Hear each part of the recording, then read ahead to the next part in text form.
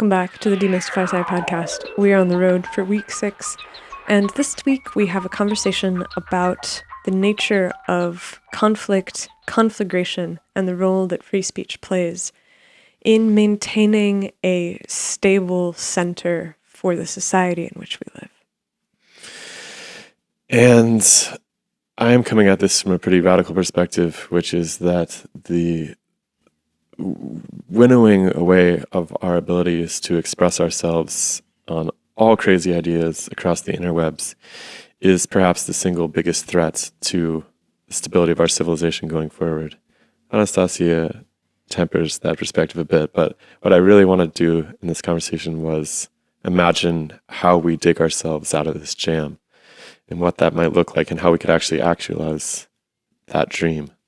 And the question that I have is whether or not the current level of furious invective on both sides is something that is manifest by social media, or is it something that is just being produced by people because of literally all of the pressures on them. And I'm of the opinion that if you release the pressure on free speech that we've been experiencing over the course of the last 5 or 10 years or so, you're not necessarily going to stop people from organizing themselves into tribes and trying to shake things apart, because there's something in the water. And so we go back and forth a lot because Shilo and I kind of fall on different sides of this.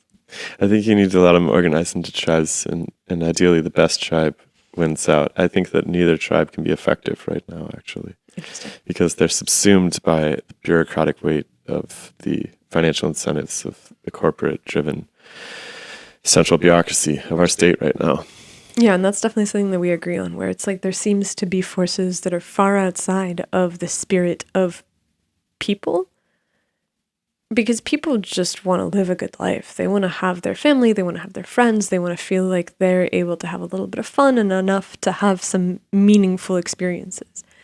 And it seems like the pressure that's being applied to people externally in terms of their material satisfaction is really causing a lot of these problems, and the way that we're being sold stuff and the way that we're being marketed things just really accelerates the problems. And all of this comes down to the fact that media and advertising, so the selling of goods, are deeply tied into each other. And so we all become the product of these massive systems because they're free. You can log on Facebook and you don't have to pay for an account. You don't have to pay for a Twitter account. But at the end of the day, the way that these things run is by trying to get you to buy stuff. And that is why we are not going to sell you anything on this podcast ever, exactly. Which is why you have the opportunity to actually participate in something of a democratic revolution by participating in the Patreon system, where you support your favorite content creators, your favorite podcasters, movie makers, whatever, directly. So you actually are propelling forward the investigations and ideas that you're into, and you don't have to do it through middlemen that couldn't care less and are really just trying to set things on fire, because that's how you get the most eyes. Yeah. And so if you like what we do and you want to support independent media, come over to our Patreon. It is right here. I always think that it's farther away than it is, but it's right here. And for just a couple dollars a month, however little that you have that you can spare, you can join our community and get both of our episodes early. You get them on Saturdays instead of the rest of the week when everybody else gets them. And you also get to join our weekly patron chat, where we get together with listeners of the podcast. We discuss the big ideas that have been bothering them and driving them all week. And it's just a really cool experience. So come over to patreon.com, support us, support independent media, put your money where your mouth is, and enjoy the conversation. We'll see you next time. The scientific revolution starts now. The Demystify Sci podcast. Let us see in the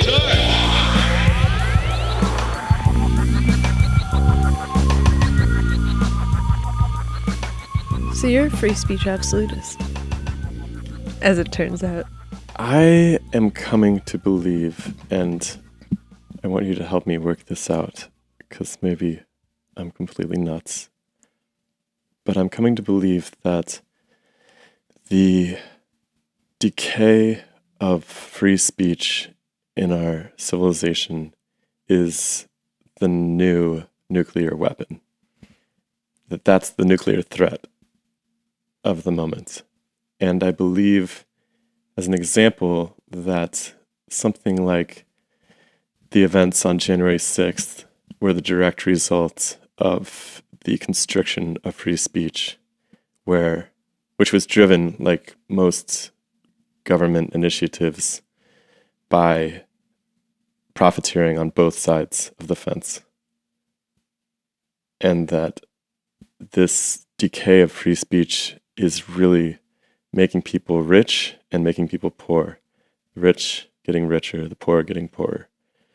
And that it's our inability to have open debate in the public square is pushing huge populations into echo chambers where they actually do threaten the basic fabric of civilization. And I'm of the opinion that something is in the water, and that if you took your hand off the wheel, that it would just spin out of control even faster. And I don't necessarily think that the answer is policing speech. However, I'm also like, there probably would be some serious chaos that would come on really quickly if you were to completely stop policing it. So, because there's a couple of things here. Just to unpack my example with January 6th. In this case, what's happened is that on both sides of the conflagration, there are populations of people who are at the extreme end of their political ideology. So if we take the Proud Boy Trumper crew, what's happened is a lot of the people in that audience have been driven off of social media, Facebook, by content moderation policies concerning the COVID-19 pandemic. And they've assembled in shadowy other worlds. And because even that's been difficult on the internet, they're actually driven into public spaces together, where you end up with a lot of radicalized people in a real world, physical echo chamber together. And that if you would actually let people espouse their extremist, idiotic ideas online, that might have stayed there. Yeah, you said something interesting last night where you made this proposal, which was, if I can paraphrase you, that giving space for online discourse acts as a pressure release valve, and so prevents people from actually going and gathering and doing whatever they do because they feel like they can talk about it online and it's enough. Yeah, I think this comes down to people. I think that entire event came down to people feeling like they didn't have a voice. So the disaffected Trump Proud Boy crew is essentially screaming at the top of their lungs, these guys are silencing us and they don't want us to hear because we're speaking the truth. Like, that's their justification at every point. And it's true. They literally have been forced out of the privatized public square, which is the Google universe, essentially, including YouTube, but also Meta and Facebook, all that stuff. They've been edged out of it. And so they have a point there. Like, they've been silenced. It's a violation of their First Amendment rights. The only reason that they can get away with it today is because of the privatization of the public square, which is these massive platforms. If you actually want to speak to the people of America, you need to go into the public square. There's really only one of them. It's called YouTube. You know, Meta owns essentially the rest of the social space. And so that's it. It's like, yeah, you guys were thrown out of that. You're pissed. Now you can all get together and be pissed and be out in public and, you know, attack the Capitol building and so forth. And what's really sad is that a lot of the people who were the leaders of those groups were profiting off of product sales all along the way, right? They had organized these sort of, who's the piper who leads the Pied Piper. rats? Pied Piper. Yeah, they've organized these kind of rat armies, and they're just sucking them dry as they go, right? They're giving them leadership, organization, but they're also just, these guys are just profiteers. They're just making money. Like in the documentary we watched last night, This Place Rules, which This is Place really Rules. It was really good. But good. And they highlight how the I think Proud it's like Boys, Enrico Torres, the Enrique guy. Torres, was selling Oh, one second, let me merch not only to the Proud Boys Trumper crowd, but he was also selling merch on the Dem side with the BLM things in this shadowy other website that he held. see. It's I think it's actually Enrique Tarrio. Sorry, Enrique, I got your name wrong. I don't think he's listening. I mean, yeah. So there's a couple things here that we really wanted to talk about. Number one is this question of what happens to people when you start to control speech. Another one is what happens when you have these really strong political movements that are happening in the most hyper-capitalist country on earth. And you have the people that are leading the movements that aren't really devoted to the movement per se. They're devoted to making a buck. And so they'll do anything to make the dollar. And like you're saying, that Enrique Tarrio was, he kind of implied it heavily. He didn't openly say it, that he was selling merchandise both to the far left and to the far right. And so they're making money hand over fist off of the conflagration that they've started.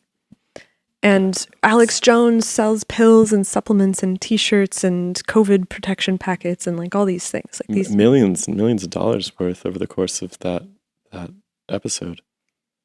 Which episode? The entire Trump era leading up to the I like that. That's the episode. the episodic conflict. I can't say the word conflagration. Too So many times. Yeah. I'm going to use the word episode.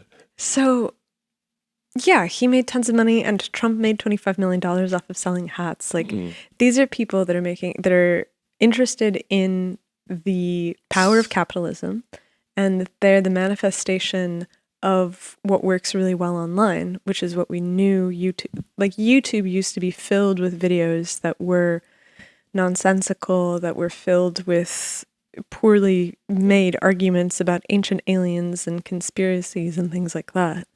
And at some point they were like, okay, this is making us a lot of money, but we have a social responsibility, and so we're going to change the algorithm. I don't think that's what happened. Interesting.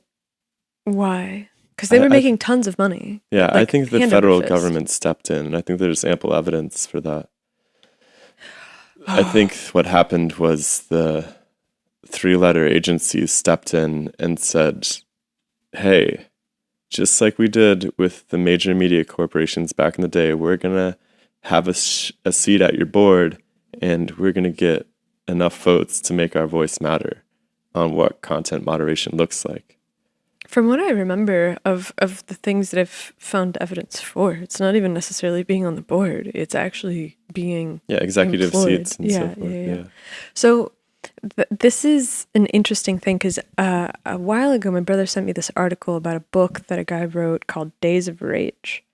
And Days of Rage was a story about the protests in the 1970s in Chicago. Or, sorry, it starts with the protest in 1969 in Chicago. Like National Convention? Yeah, where the weathermen and the Students for a Democratic Society were protesting the war, I think. And so this guy, this guy Burroughs wrote a book about the history of the radical underground.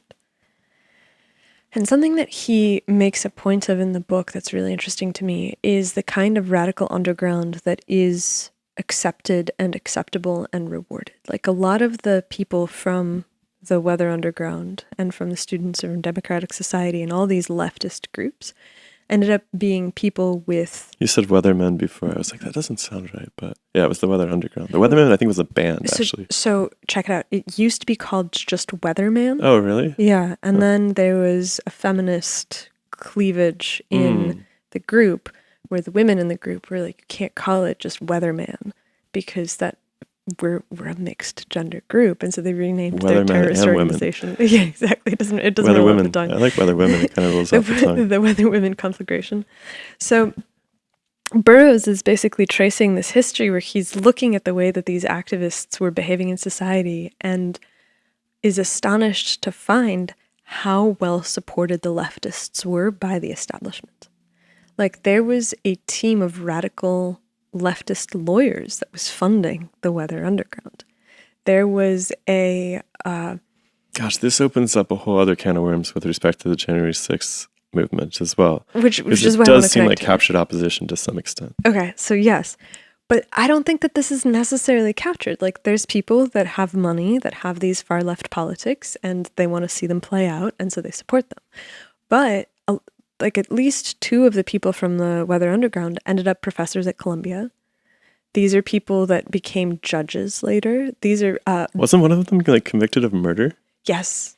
So they also, Barack Obama began his career in the living room of Bill Ayers, who was the founder of the Weather Underground. What do you mean in the living room? He was like friends with him in Chicago, and so he would hold meetings and he would speak at Bill Ayers' house.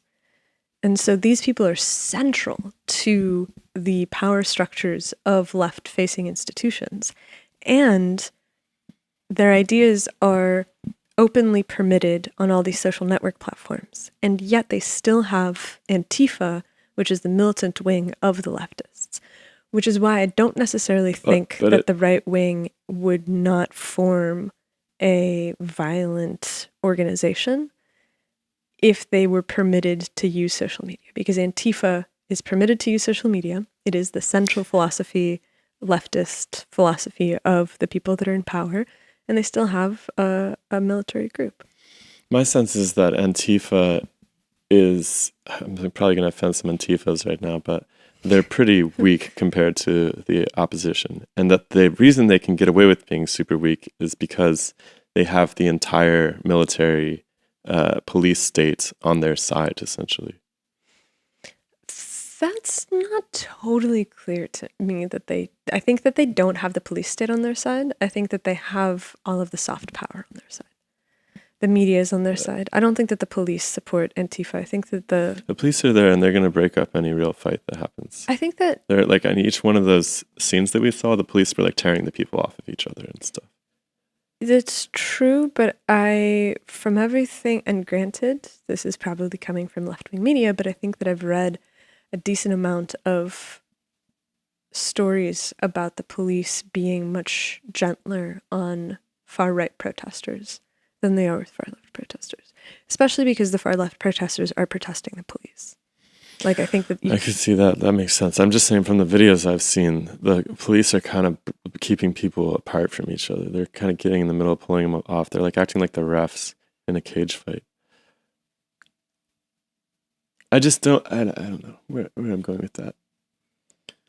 the point that I'm trying to make is I'm like, there is a strong left-leaning institutional bent in this country that has allowed radical leftist movements to grow, proliferate, and then to become intertwined in the power structures of society. In other words, those people can express themselves freely. Yes, without real consequence. Like there's another, as they should be allowed to. I don't know. I mean, like there's another thing that it only becomes a problem when one side can't express themselves. That's this heart of my thesis here. My point is, I'm like, if you allow extremism to flourish and it's just like a thing, the water in which you swim, I just feel like it tears a society apart really, really quickly. I mean, I'm no fan of extremism, and I would be down for an open discourse with an extremist because I don't think that it's a sensible position almost all of the time, in almost all cases. But But I don't think that silencing them is going to help the situation. I don't think it's going to decrease extremism. Well, so it's really interesting because, okay, so if you look at it, in the 70s, there was a bunch of insane asylums. And so if you were insane, you got put in an asylum, you got taken off of the streets, you're no longer in the general population. And that probably did a lot to decrease the number of crazy people on the street. I don't think that you necessarily decrease the number of crazy people, but there are fewer of them out in the world. You empty out the asylums, all of a sudden these people get put back in. And so it seems like what you're saying is that we need to figure out the root cause of the insanity as opposed to just warehousing people away and pretending like the problem doesn't exist, because the problem does still exist. And if you don't deal with it now, you're going to have to deal with it later. And it might be a lot worse because you won't have spent enough time getting yourself ready to actually deal with it. Yeah, and insane people you're locking away in the insane asylum are really good fundraisers, and they can actually potentially mobilize serious chaos as a result of hanging out in the insane asylum together. I didn't totally follow the metaphor here, because the insane people in the asylum are actually very dysfunctional. You're talking about locking people away, though, right? You're like shutting them off, silencing them. And I'm like, if you do that with radicalists, it doesn't work because they're all in the insane asylum. They're all exiled together, and they will form a new mass media project. Like whether that's however they technologically achieve that, they'll end up hanging out all together and causing trouble. But especially because their central platform is always these people are keeping us down, and by silencing them, you are keeping them down, and it justifies all of their downstream actions of that. Sure, and I think that when you have somebody like Antifa that's being violent and getting a lot of support in the media and in the public, all of a sudden you start to have the other side be like, well, clearly this is a justified response because now people have been acting in a certain way. Like there was a really interesting poll that I saw on Twitter the other day where somebody was like, okay, so imagine that you're in a war and one side comes in and attacks a civilian population center, causing massive casualties. Are you then morally justified in making the same action in return, going and attacking their population center and killing civilians as opposed to combatants? And my immediate response is like, no. Like, you have to be better than your opponent. And when somebody does something bad, it doesn't give you the right to then do that because you're not actually challenging any of the structures. You don't. Isn't that the logical game theory solution too? Logical game theory solution is actually tit for tat. And so you respond, the game theory solution says that you respond exactly the same way that somebody last treated you. That's the optimal solution for multiple games. On the next turn, you cooperate. If they cooperate. So it's basically like, if they defect, you defect. If they defect, you defect. If they cooperate, you cooperate with no memory of previous defections. Okay, I didn't realize that. And I'm like, I know that that's the game theory version of it, but I've always been really deeply suspicious of game theory as applied to human beings. And what surprised me was that almost everybody on Twitter was like, you should definitely react in kind, and that's morally justified. Mm-hmm. And I was really shocked by that because I was like, isn't the goal of a conflict to show that one side is morally superior, not physically superior? And that's, in an armed conflict, the goal is to eliminate the threat to the population, right? But in a long-term sort of way. Like, I think about what's happening in the Gaza Strip right now. And the justification for this is that the Israelis are like, okay, well, they attacked us. We're going to destroy them so that they can never do it again.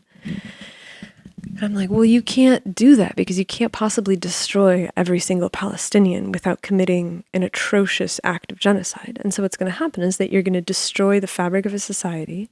You're going to damage these people and give them moral justification to attack you again. Because that's just going to be the language of your conflict. And so I'm like, I don't think that trying to win a war by hitting somebody back harder than they hit you necessarily makes sense because you want to recruit people to your position. You want people to see that your way of doing things is better than the other side. Because otherwise... How do you think... All right, so since we're doing the conflict in the Middle East, how do you think that they should respond to having a threat at their door like that?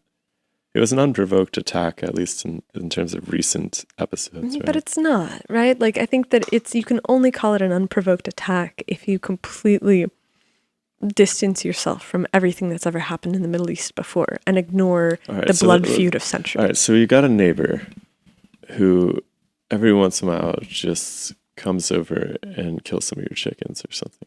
Well, you are. What do you do? You've instituted a police state on the neighbor. Well, because he kills chickens. Like, you're like, we gotta watch out for this guy. We need those chickens.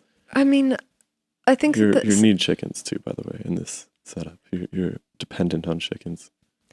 I mean, I think that this is not really. The story is that you moved into your neighbor's house, and now your neighbor doesn't want you there and is killing your chickens. But like, you moved in, you pushed him out of his house, took the house, and are living there. And the neighbor's like, "What the fuck? You can't live here," and is killing your chickens. And so I'm like, perhaps you should have a conversation. But it's not that simple, because it's like your parents moved into your neighbor's house, or your parents' parents moved into your neighbor's house. Sure, yeah. And so your you grandparents moved grew into up your neighbor's house. in a house.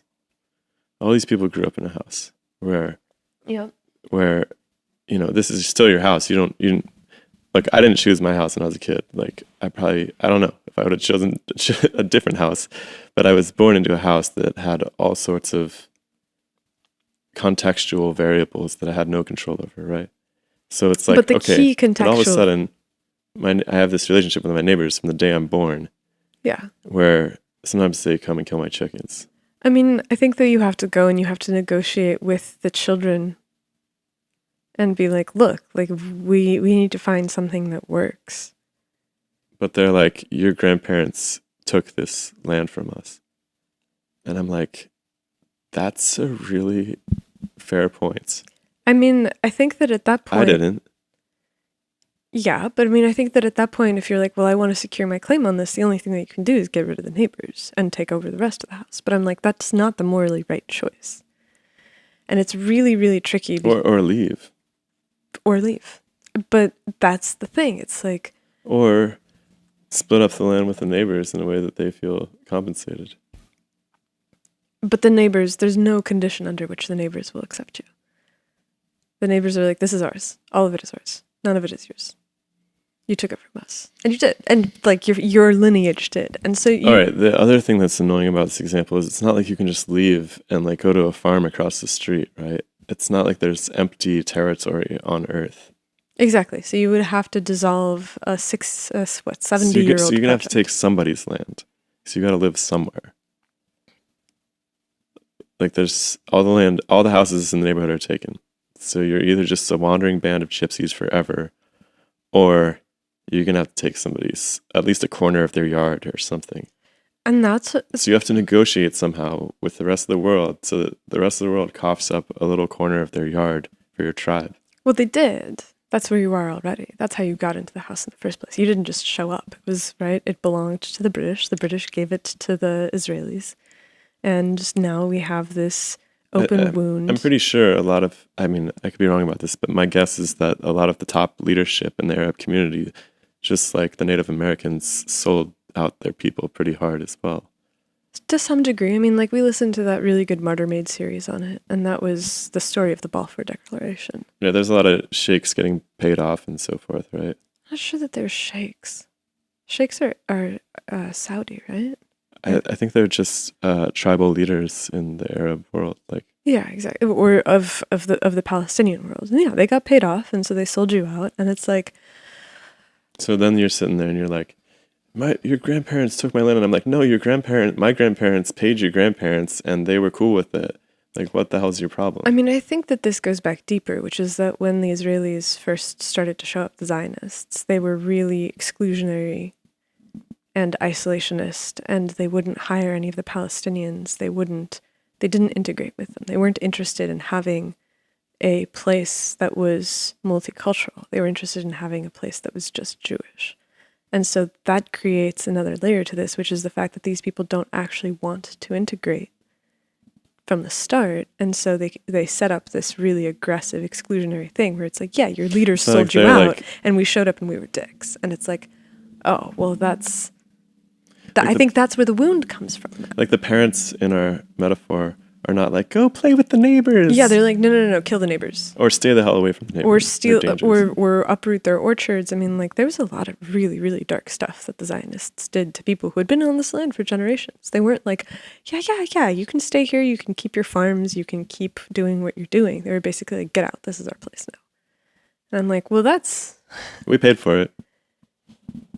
Yeah, but it's like, it's the difference between, say, public lands in Texas and public lands in the West. Like, there's almost no open spaces in Texas where you can just wander around. Really? Yeah, like almost the entire state is privatized. Just ranches? Ranches, yeah. Oh. And so that's completely different in the Intermountain West because, like, from Montana to Arizona through Colorado and New Mexico, almost everything is BLM land. Really? Yeah, and so it's like the federal government owns most of the Intermountain West. And anyone can use it. You can go onto it for 14 days at a time or whatever in any one location, and you can do whatever it is that you want to do there. And this is kind of the European model as well, where people will own private land, but you can always walk across it. Like, you can hike across all of Britain because you can cross people's farmlands. I think the same thing in Norway and Finland and Sweden. It's like, yeah, the land's broken up into pieces and people own it, but you can still, like, cross the farmland without anybody threatening to shoot you or whatever. And so there's something about this exclusionary privatization of, like, this is our land and we won't live with you in it that is playing out right now in America too. Okay, take me back to that. So we have a condition where you have the far left and you have the far right, and both of them are like, this country can only live by our rules, not by your rules. And that's a really, really destructive force because if that's your bottom line, what else can you do except for have a war? You have to have a dialogue. You have to have public dialogue. You cannot have dialogue between two people who are like, you're not allowed to exist. We saw this in the documentary. Both sides spend a lot of time dehumanizing the other side. I guess my thesis still remains that they're radicalized into that desperate speech because they don't have a healthy discourse in the public square. But the leftists have the discourse of the public square. And No, that's not a discourse. That's a one-way ticket. That's just a megaphone. And There's so you no think conversation. that by virtue of having the megaphone, that they become radicalized. They radicalize the opposition. But they're very radical. Yeah, I mean, they radicalize themselves too because they're in an echo chamber. There's nobody pushing back against them in an intelligent way. There's no open dialogue. And so how do you solve that? Like what? Because I mean, your thing is like, okay, so give everybody the ability to talk openly, and I'm like, okay, well, what if the things that people are talking about is making America a white nation state, and the other side is like, I don't know, trans everybody. Like, okay. I don't think there's that many people talking trans everybody or white nation state. I think that's a very extreme view that would bleed into the fringes of the dialogue. It's just not, there's very few people who embrace either one of those positions wholeheartedly. But so there's another aspect to this, which is that you're talking about like, okay. I think the intelligent discourse would be very, would walk a really interesting line between those positions in some way. My mind is that these positions would both just calcify, and because it's not really a free market of ideas that we exist in. No. And even if I don't think that it could by virtue of the way that these platforms are structured. So it's like, how does social media work? What do you get fed? Attention is the market, really. Reaction is the market. Mm-hmm. It is the things that get the greatest rise out of people. And that captures their attention. Okay, fair. And so I'm like, okay, so if the entire market ecosystem is based on attention, what outcome can you have except for these extremist detractors? I think that there's an enormous rise in interest in long, nuanced discussion of ideas that nobody saw coming. I don't know. I mean, like, I think that the easiest example of that is something like Rogan. Mm-hmm. But I don't think that Rogan presents any left ideas.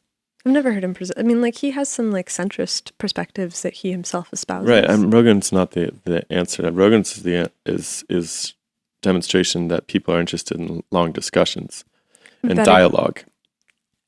Like, dialogue's the oldest form of edification and analysis. It goes all the way back as far as we can see in the history books with our civilization. The idea that you have two positions and the truth is somewhere in between is how people come to understand the world they live in. But what I'm trying to say is that I think that Rogan's success is in part tied to the fact that he's not really truly having dialogue. He has an audience that he speaks to, and he doesn't really present ideas that aren't in line with the ideas that are already accepted by his audience. He's never challenging. He doesn't like the people that he presents on the show are always aligned ideologically. It's not totally true. During the pandemic, he had some oppositional people.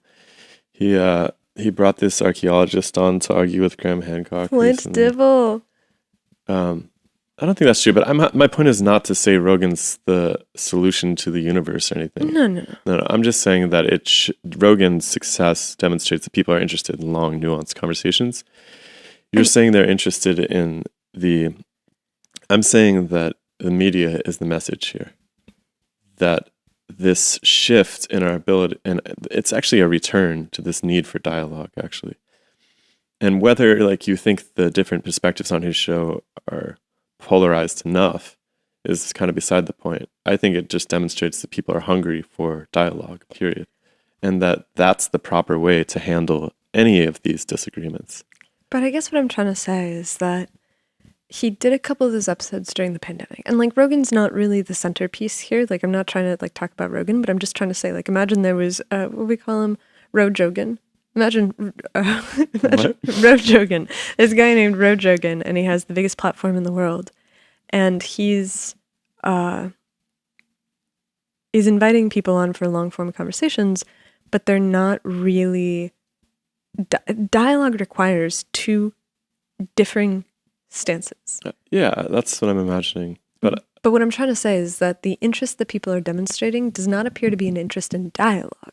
It appears to be an interest in hearing people chew up the ideas that they already agree with, and that's not dialogue. And so what I'm worried about is that people are not actually interested in two perspectives coming together, but rather they're simply interested in hearing more reasons for why they should believe what they already believe, and that is the basis of the popularity of a show like Rogan's. I mean, I'm totally not saying that Rogan is the model here. Well, but I'm saying that what I'm saying is that he's the biggest version of this, and you're like, people are listening to these long conversations, and it indicates that they're interested in dialogue. Mm-hmm. And I'm like, they're interested in long conversations, but they're not interested in dialogue. That's I mean, that's the one. Like, I can only speak for myself. The Rogan conversations I like are dialogue with people with different opinions. Those are the best ones that I've seen personally. Which ones? Like the ones I've listed so far. The conversation where he had the industry shills were not interesting conversations. Oh, I disagree. The interesting conversations were the ones that he had with like Peter McCullough and all of these people who were on his side already. No, the one he had like a pro-vaccine dude on. I shouldn't have said that word. He had, like I said, the debate with Hancock and what's his name? Flint Dibble. Dibble. Those are good conversations. Who else? I don't know. It doesn't matter. I think that those are the most interesting ones. I don't think that they were the most listened to. Doesn't matter. I think it does. This is just strange because I feel like you've taken the bait with something that I'm not trying to put out there. I'm trying to say that you have two options when your neighbor kills your chickens. You can either have a conversation or you can go to war. Or you can leave. Nobody's leaving because there's nowhere to go. Okay. All right. It's not like there's a spot across the street. You don't. This is where you live. And every single one of these issues can be thought of like that. you know? And I'm like, if the two, and you're like, look, there's long form conversations, which suggest that people are interested in having a conversation. Right? That's I think it goes back all the way deep into history. I think that people have historically resolved crises through dialogue. Values, disagreements, disputes of all sorts. Like, this is the basis of our legal system, right? You say something, the other person responds to it, you reply to that response, and ad nauseum. And at some point, the jury or the public or whoever's the audience makes up their mind about what they think. And then you move on. But I'm like, I think that we've gotten to a point where people are really motivated and driven by emotionality and performance. Like, so coming back to the documentary that we watched, the people that he interviews on both sides of the event are not reasonable people. They're not interested in having a conversation. They're not interested in expanding their awareness and seeing the points that the other side has. These are people that are ideologically committed and really aggressive for whatever it is that they believe in. And so you're like, look, if we have dialogue... They also, he makes the point, appear to have a lot of loose cash and time to go to protests that the really impoverished people in the documentary were too busy trying to stay alive to even mess with. Sure. And so what does that lead you to?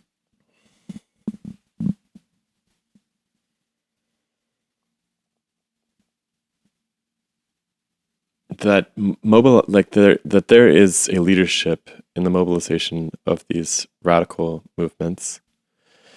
The mobilization coming from the leadership is often driven by the personal incentives of the leaders in those cases, but they're able to radicalize, and they basically are able to gather a rat army because of the fact that the rat army has been kicked off of various social media groups for not abiding by the party line. And I'm like, I think that if you had them still on social media, that they would still be able to build a rat army and they would be even more effective at it. I think they're all, what that documentary showed, you're right, they're all like complete lunatics, but they seem like the kind of lunatics who want to go back to their man cave at the end of the day. They have no interest in civilization being ripped to shreds. They'd be happy to sit on Facebook and talk shit. I don't think that they, are even particularly interested in buying a plane ticket to Washington, D.C.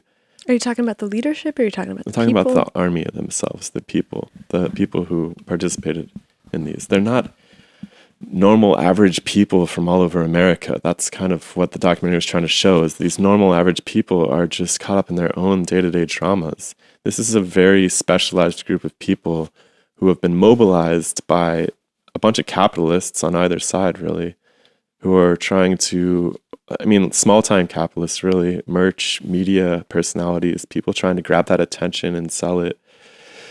Those people are the ones who are organizing these rat armies, and the rat armies aren't indicative of the greater populace of America and even the oppressed populace of America. They're not the same people. And so my point is that those rat armies would be fine online. You just leave them online. They can have their Facebook groups or whatever. They can make their YouTube videos that they get 300 views on, and that's fine. It's much better than this madness that happens when you push them off of those platforms and they end up storming the Capitol building and a bunch of profiteers are pointing them in the right direction, while the military-industrial complex on the other side makes the most of it by essentially letting them have a controlled fire, arresting all of, and essentially locking up all of these radicals at the end of the day. And it's just a win-win situation for all of the rat kings. But what is interesting is that in the 1970s, when the Days of Rage stuff was unfolding, there wasn't an internet that people were kicked off of. And yet it escalated to something that is significantly worse than what's happening right now, because these people were bombing police departments, schools, malls, professors. They were Well, basically they weren't. How did that? Like, I'm gonna learn how to say this word by the end of the podcast. Help me out. Conflagration. Why can't I say that? Conflagration? I can't do it. conflagration. The dumpster fire at the convention was because the protesters weren't allowed to actually go downtown and protest the convention. And it turned out the reason they weren't allowed to do it is because they didn't file the proper permit, so the story goes. But because of that, they marched on it anyways. And the town had essentially, or the city, whatever, the administrators had decided that we're not going to give them an inch, right? They're not obeying the law now because they didn't get the permit. So we're not going to give them an inch. And the protesters were like, look, they're keeping us down. They won't let us have our free speech. And so they pushed into this territory, essentially, that the authorities have told them if they push into, we're going to beat you guys to death. And they do it anyways, because they've mobilized this very real and perceptible spirit of, we're not going to let you guys have a voice. That's the problem. I mean, I see where you're coming from, right? Because as soon as you have this hard line that you've drawn, you have a front that needs defending. And if you have a front that needs defending, it in some way manifests a war. But I'm like, I feel like there's something about the oppressive influence of social media that causes people to want to participate in a war. And so if you made a free-for-all, my instinct is that you wouldn't get rid of the sides. I think that it would be more like the Arab Spring, where you just, it grows and grows and grows and grows and snowballs way faster. And so I'm like, this is what I said at the beginning. I'm like, I think that there's something in the water right now where, yes, you're right. It's obvious that there's this massive bias in the way that certain ideas are able to be presented in the public space. Other ideas are either downplayed or outright banned. You have this adding to the conflagration. And I'm like, I think the conflagration would be happening whether or not you had the censorship, because there is this just massive pull for people to be known for something. Like Callaghan in that documentary does this really interesting, he opens the documentary with this really insane guy like the Joker and Gum Gang, and they're competing for social media influence. One of them has just, his face is tattooed, he's got green hair, he's dressed like the Joker. The other guy just, I couldn't really tell what his thing was. Just redneck who like sets off bottle rockets in his pants and stuff. That's right. Oh God, didn't he have an Instagram where he would launch potatoes at his nuts? I think, yeah. That was like the extent of, that was his gimmick. Okay, so you have these two people that are driven solely by the dynamics of views, likes, popularity, having a megaphone. And so I'm like, there's something about these structures that is driving people into insanity. And you have an added layer of difficulty in piecing together what's happening because there's censorship, and so it's not really a free market of ideas or whatever, but the underlying phenomenon is insanity driven by everybody trying to be in the spotlight. And this is, we watched a little bit of Marshall McLuhan yesterday, right, where he's talking about the medium is the message. And the medium is the message, where he was like, it doesn't matter what you're watching on television, it matters that you're watching television. And he operated. I didn't see him defend that very well, by the way. I mean, I think he's written tons, but I think that the point that he's making is he's like, there's something about the act of television, which is a totally constructed reality where you don't see any of the production, you don't see any of the pieces that went into this artifice, and you take it as reality. And that reality is something that you then want to participate in, and it changes the way that you interact with the world, because your world is now not just the everyday things that are in front of you, it's this constructed piece of magic that's central to your time on Earth. And the internet is central to people's time on Earth right now. Like, everybody spends a ton of time on the internet. There's very few people that don't. And so social media, but YouTube. even, YouTube, like reading the news, Google search, participating in forums, Google search, like everybody's tied into it. And so I'm like, this is really, Everybody wants to be at the top of that. That's, I think, why Google is so broken right now, because everybody's trying to game their way to the top, not because they have good ideas, but because they can just get more eyes on them. And so whoever's the most effective at getting eyes is the one who, by default, creates the conditions in which we live. And so we seem to be living through this time where the grand focus is on attention at the cost of everything else. And the medium has created that. And humans want to have attention by nature because they think that it's this reward circuit for doing good and doing the right thing, right? Where it's if we look back on humans as tribal creatures. Go ahead. And by depriving them of that, you have cut open a wound which I think is unhealable. I think that you justify all radical violence downstream by depriving them of that inalienable right. And I think that's why it's the First Amendment to the Constitution.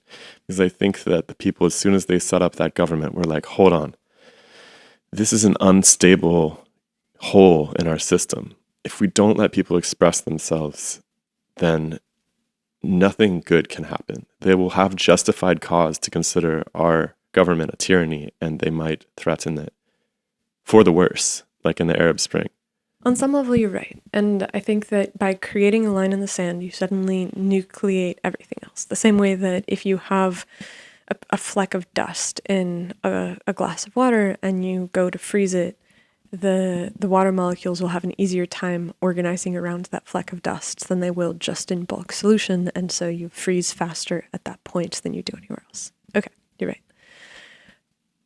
My point is that I feel like there's something in the water right now because everybody's so dissatisfied with the way that things have been going for a long time that even if you allow everybody the space and the right to make their comments in the public sphere, that you're still going to have really severe discord. Because we're at the point right now where there is a long-standing disenfranchisement of people. And honestly, it's financial. Like, it's a financial disenfranchisement.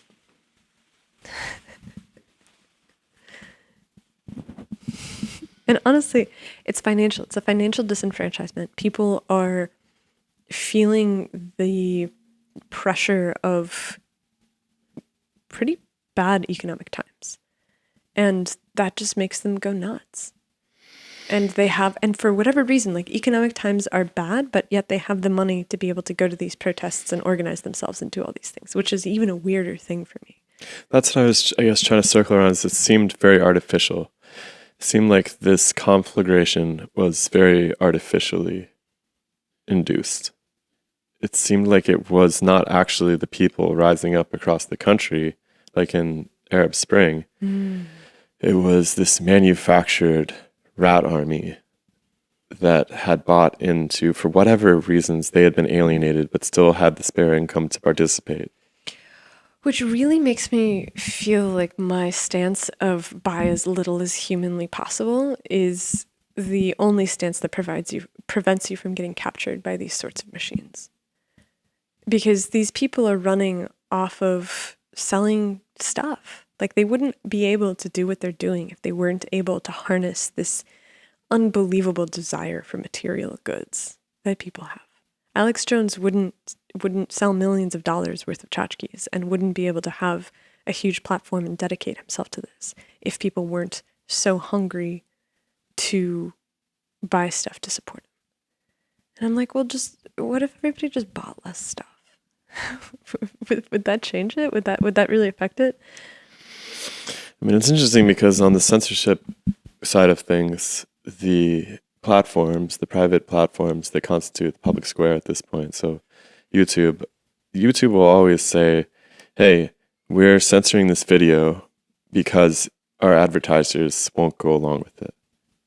And so the idea is that these advertisers believe that they won't sell as many tchotchkes if their product is seen associated with certain ideas and so forth.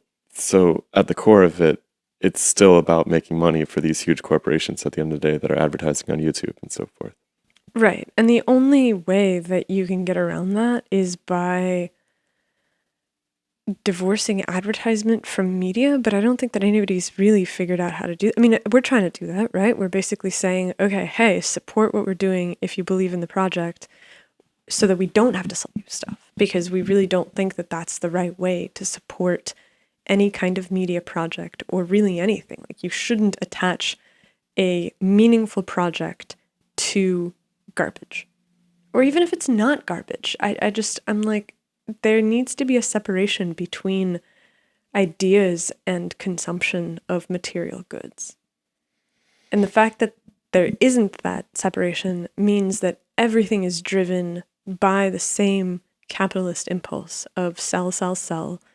And that means that you have to have a market. It means that you have to get attention. It means that you have to grow this vituperative garbage discourse that we have right now, because it attracts people to your perspective, and your perspective can then be used to sell stuff. And the people at the top, like you've been saying all along, are people that are trying to sell stuff. They're selling t-shirts, they're selling pills, they're selling tchotchkes, they're selling anything that can get people to make their living for them.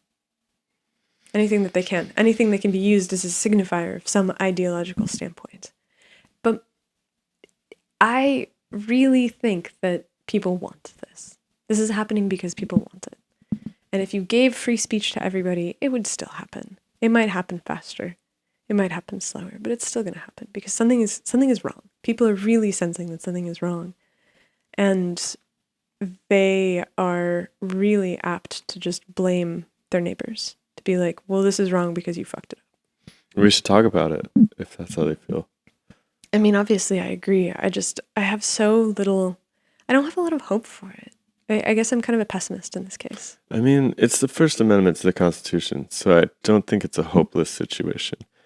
I think that if you go back and read the various interpretations of from the Supreme Court, I was just flipping through a few on Wikipedia. It's been continually underscored and reiterated how important it is to the functioning of a free society that people be able to express their dissatisfaction with whatever.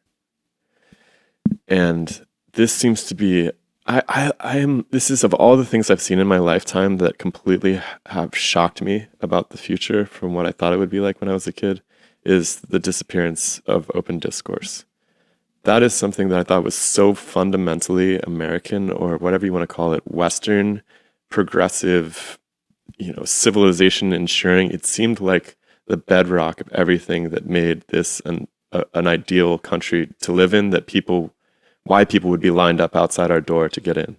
It seemed like that ability to at least steer the ship as a people, because we can talk about what's wrong, and we can talk about the fact we don't like the way that the authorities are doing things, seemed like the most hopeful piece of the whole project to me when I was a kid. And I couldn't believe that I would be sitting here one day in the town square getting my mouth taped shut in America.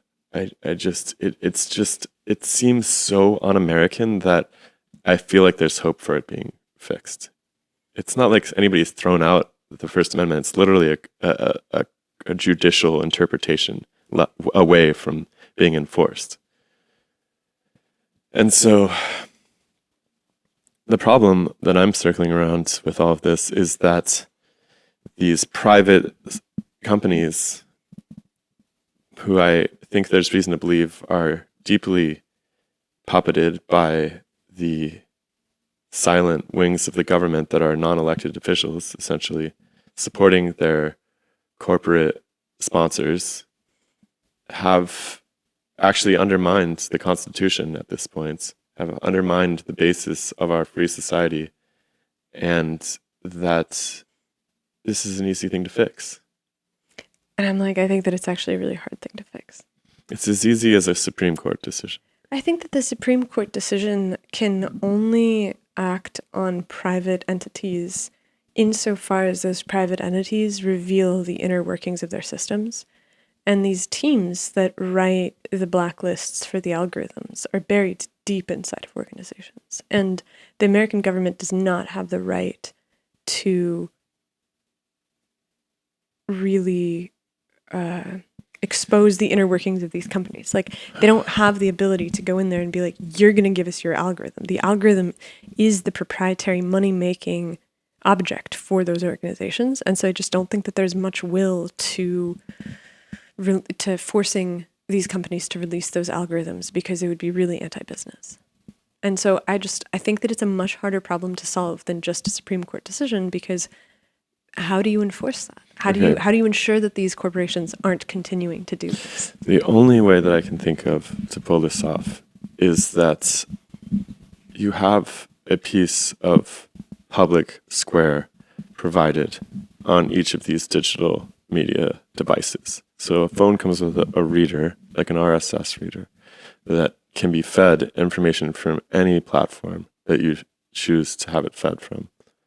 But the platforms have algorithms that decide what they'll feed you. And those are proprietary. That's a black box. It's the way that like natural flavors are just a black box. I understand, but there needs to be a place that can pull from all of those that doesn't have censorship whatsoever. But they're getting censored feeds. That is a protected place for multiple ideas to show up. But they're getting right, filtered feeds. So you could get a YouTube video, but you could also get a YouTube video. It's like anybody could set up a platform to host videos. It's not a big deal. The only reason that you have to go to YouTube right now is because that's where all the people are at. But if the people were on their neutral readers instead of on YouTube, they could be receiving videos from anybody at any platform anywhere and have access to the same number of people, because there's a central reader for all of these media blurbs. That's an interesting idea, and I think that's a doable idea. Yeah, because the alternative is nationalizing YouTube or something, which doesn't work out, right? Yeah. We've seen nationalization of private industry be a disaster. It gets mismanaged. There's the maintenance issues. The dams fail. It's like, that's not the answer. What do you think? The dams fail? What are you thinking of? I was thinking of the Great Leap Forward in China. But yeah, you want to have strong platforms that are competing and so forth. But maybe the videos are cooler on YouTube as opposed to YouTube. Like maybe the user interface is better, so more people migrate over to that. And they're not worried about losing their readership because it's all being fed to a central platform anyways. Are you spelling that HOO tube or WHO tube? I was going WHO. Maybe that's the WHO, World Health Organization's tube. But anybody, yeah, there could be a proliferation of different upload servers. I mean, I think that a diversity of locations is always good. I think that by regulating individual organizations, you create this morass of bureaucracy over time that creates more and more problems for being able to build something. It makes everything much more expensive, much more difficult. And so if you basically are just like, look, there's a proliferation of platforms. There is something that has been built that allows you to pull from all of them, and then it works out, go ahead. But I think that, again, all of these companies are very, very interested in making sure that you end up on their platform. And so they make it difficult for you to be able to pull from that in order to build something. I honestly see it as a moment that needs to happen, which is akin to the development of the first courts in civilization. Explain. Okay, so before you had courts, you basically had tribes and you had tribal elders. And, if somebody killed your chickens, you would go to the tribal elder, plead your case. The tribal elder would be like, okay, that person gives you 3 chickens, and that's it, basically. You don't have any more feuding or anything. And this is like a very primitive version of a court system, right? And I see the same thing needing to happen where there is a court where these different ideas are tried out and that is unbiased, and that it can sort itself out there without the individual companies being incentivized to push any one thing or the other. Like, they're not in control of the judgment at the end of the day, which they are right now. You'd have to make some kind of ruling that says that any website on the internet has to provide this kind of feed then. Exactly. And so that's a piece of regulation that you would actually have to get passed by, I don't know, Congress or whatever. It really comes down to, for me, what I meant when I was like, the invention of the court system is the government realizing that it needs to take responsibility for providing a public square for the first time, right? The court served as a public square in some sense. But what's happened is that whether we realized it was going to happen or not, a public square did appear, except it was a privatized public square. It wasn't actually public, right? So discourse all of a sudden was shifted into the private sector where it never had been before, so prevalent. And as a result of that, I feel like the government provides roads, fire stations, things that we all use together. That's the only real purpose. A standing army to protect all of our land from invaders, right? These things that are shared resources, that's what you want the government for. And providing a public square for discourse seems absolutely in line with what the government wants, because they want to see themselves continue. And it seems in line with what we want, because we also want to have a stable democracy, or something at least trending towards democracy, which means different ideas get played out and you have a competition of ideas, not a competition of guns. I mean, a competition of ideas seems to be the only thing that is going to prevent bloodshed. Because if you can actually talk about stuff and you can try things on and you can go down a different path without having to fight for it, that seems like it's a lot better than the alternative that we've used for all of history. I think it would be a really interesting experiment to try. I'm not necessarily sure that it would stop the course of events, because the same way that, there's nowhere else for you to go if you decide that you want to get away from your neighbor who's killing your chickens in this extended metaphor, I feel like all of these systems are so interdependent with one another and there's so many interests at play that it's impossible to imagine a sphere that is uncaptured eternally. Because as long as you have money and as long as influence affects the amount of money that you get, you're always going to have people vying for influence, and you're always going to have people trying to create these massive attractors that ensure that they maintain the hold on the influence in order to be able to make the most amount of money. And you see the same thing happen in the court system too, right? These human institutions are all subject to corruption. The hope, and I think we've seen this play out in the court system from time to time, is that those corruptions are weeded out systematically. And that the highest ideal of the court is blind faith to justice. And if the highest ideal of the public square is openness to discourse, and that's the mandate of the entity, then God willing, people can serve that agenda. God willing. Well, yeah. Interesting. I have to place the faith in the people and not in gods, because I think that everyone has to decide this for themselves as being the orientation that they take. I just mean go with God, if you set up the structure, the Constitution is sort of like a go with God situation too. You write some ideals, you're like, this is what we're going to aim for, and let's see what happens. Just go with it. Let's try it. Let's roll with it. And we'll figure out all the little nitty-gritties along the way. But the highest ideals are outlined from the very top of the documents. I think probably an increasing priority, which is why I think it's no accident that this is the First Amendment to the Constitution. It being the First Amendment to the Constitution might also be a reflection of how volatile it is as well, and how quickly these things spiral out of control. And I kind of read it as an attempt to prevent things from spiraling out of control that might have worked for a while. And now that you have the algorithms that are powering the way that these discussions go, I feel like without getting rid of the algorithm, you can't actually get back to free speech.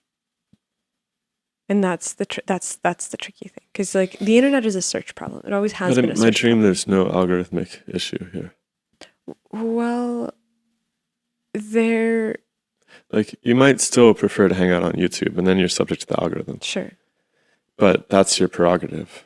And I think that you could also hang out on the neutral platform and receive videos from anybody you wanted to follow. Someone was like, hey, check out this video. You could follow that person through the neutral platform, regardless of where it was hosted, the video. And would there be a community on the neutral platform? Because a lot of the reason that people like social media is they engage with each other. It's a social experience.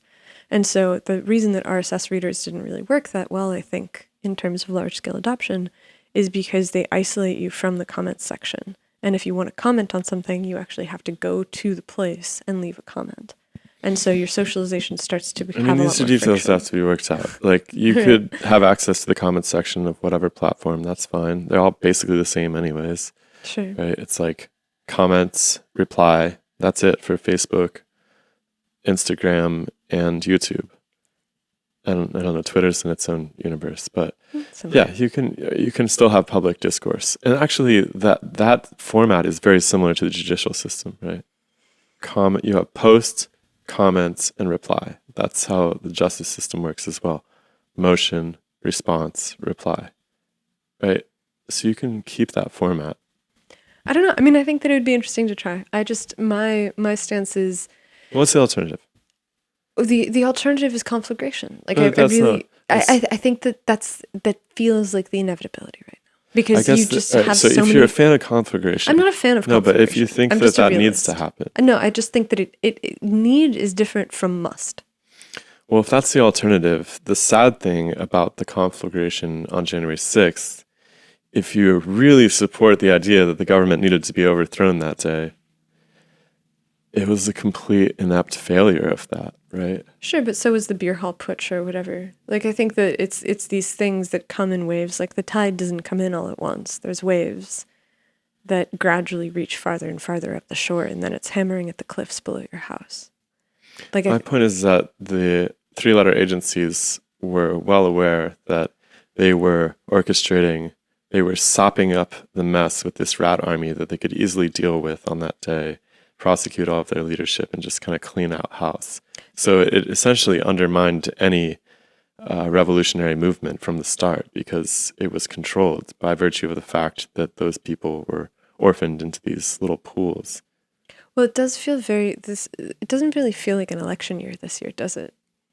In that we don't really have a choice. No, in that it's not in the media, it's not in the coverage. We're just a couple months away from an election. Usually the stuff is just going nuts right now of everything being about the presidential race, polls. I think people are just so discussing who's gonna depressed about win. their options, really. I mean, I think people probably are, and I think that they're probably really worried. And I think that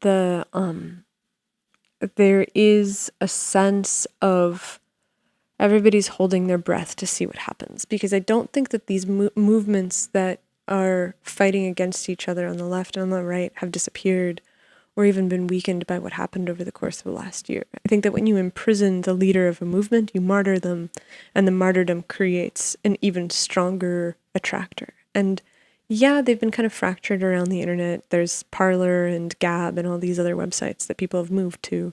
I think that Alex Jones has his own platform. But I also just wonder what's happening behind the scenes and under the radar, because I know that there's a lot of dark money that's moving around, that's being funneled to things.